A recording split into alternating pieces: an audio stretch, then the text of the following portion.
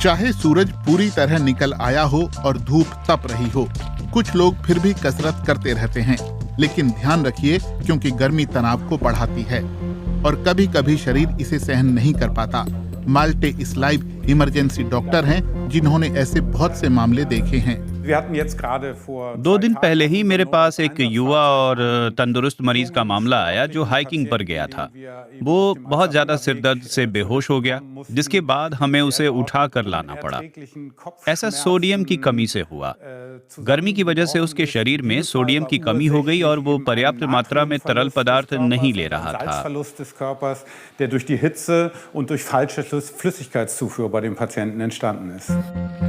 ऐसे मामले अक्सर आते हैं। कई लोग कसरत करते समय या तो शारीरिक कमजोरी के सिग्नलों पर देर से ध्यान देते हैं या देते ही नहीं हैं। ऐसा पानी की कमी से होता है। क्रैम्प, ब्लड प्रेशर गिरना और बेहोशी। खून में सोडियम की भारी कमी से दिमाग में सूजन जैसी गंभीर स्थिति पैदा हो सकती है, जो जानलेवा हो सकती है।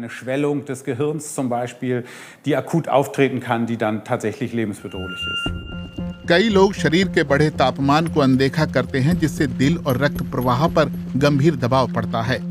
शरीर कोशिश करता है कि खून का प्रवाह बढ़ाकर वो तापमान को 37 डिग्री सेल्सियस बनाए रखे।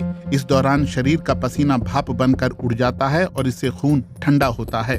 खेल कूद और कसरत से अतिरिक्त तनाव पैदा होता है, जिसका मतलब यही होता है कि मांसपेशियों को और खून की जरूरत है। इससे बड़ी धमनियों का ब्लड प्रेशर गिरता है। इस बीच दिल को तेज और ज्यादा तेज धड़कना होता है, ताकि वो दिमाग और अन्य अंगों में पर्याप्त खून भेज सके। इतनी गति से दौड़ने पर दिल औसत से 15-20 बार ज्यादा धड़कता है। ये बात स्वस्थ और एकदम फिट खिलाड़ियों पर भी लागू होती है। ऐसा कर पाना सभी के लिए संभव नहीं होता, ये कहना है कैरोलिने वेर्कमाइस्टर का, जो खेल दवाओं की जानकार हैं। कई लोगों के लिए ये मसला नहीं है, लेकिन जिन्हें पहले से कोई समस्या है, जैसे बुजुर्ग और गंभीर जोखिम झेल रहे लोगों के लिए ये समस्या हो सकती है। कुछ मामलों में इससे कार्डियक एरिथमिया या सर्कुलेटरी कोलैप्स हो सकता है, यानी धड़कन अनियंत्रित हो सकती है या रुक सकती है। शारीरिक गर्मी सहने की क्षमता उम्र के साथ घटती जाती है। इस सीनियर फुटबॉल क्लब के ज्यादातर सदस्य 70 साल या उससे ज्यादा उम्र के हैं। इसीलिए वो शाम होने से पहले अपनी ट्रेनिंग शुरू नहीं करते। साथ ही जब गर्मी बढ़ती है तो वो जानबूझकर खेलना कम कर देते हैं। ये तरीका उनके रक्त प्रवाह को फायदा पहुंचाता है और हीट स्ट्रोक से बचाता है। ऐसा तब होता है जब शरीर का भीतरी कूलिंग सिस्टम काम करना बंद कर देता है और इस पर तुरंत ध्यान नहीं जाता। हीट स्ट्रोक के कई चरण होते हैं। ये अचानक नहीं होता, शरीर चेतावनी देता है।